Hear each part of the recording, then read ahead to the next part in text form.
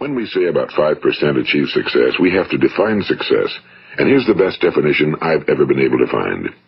Success is the progressive realization of a worthy ideal. If a man is working toward a predetermined goal and knows where he's going, that man is a success. If he's not doing that, he's a failure. He's the person who says, I'm going to become this, and then begins to work toward that goal. I'll tell you who the successful people are. A success is the school teacher who's teaching school because that's what he or she wants to do. The success is the woman who's a wife and mother because she wanted to become a wife and mother and is doing a good job of it. A success is anyone who is doing deliberately a predetermined job because that's what he decided to do deliberately. But only 1 out of 20 does that. And have you ever noticed that a man who becomes successful tends to continue to become successful? And on the other hand, have you noticed how a man who's a failure tends to continue to fail? Well, it's because of goals. Some of us have goals, some don't. People with goals succeed because they know where they're going. It's that simple. Think of a ship leaving a harbor, and think of it with the complete voyage mapped out and planned. The captain and crew know exactly where it's going and how long it'll take. It has a definite goal. Now, 9,999 times out of 10,000, it will get to where it started out to get. Now, let's take another ship, just like the first, only let's not put a crew on it or a captain at the helm. Let's give it no aiming point, no goal, no destination. We just start the engines and let it go. I think you'll agree with me that if it gets out of the harbor at all, it will either sink or wind up on some deserted beach, a derelict.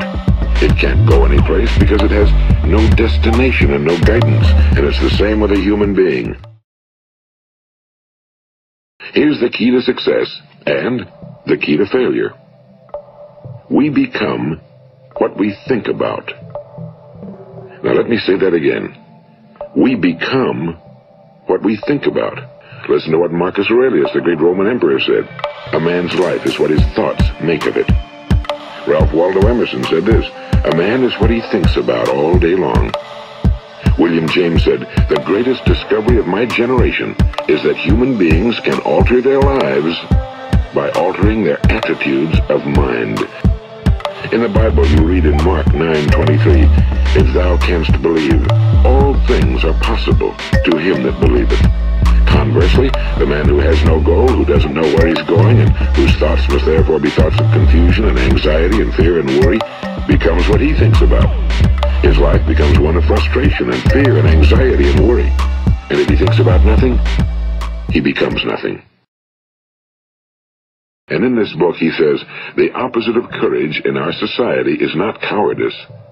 It is conformity. And there you have the trouble today. It's conformity, people acting like everyone else without knowing why, without knowing where they're going. Now think of it. In America right now, there are over 18 million people 65 years of age and older. And most of them are broke. They're dependent on someone else for life's necessities. Now why do these people conform?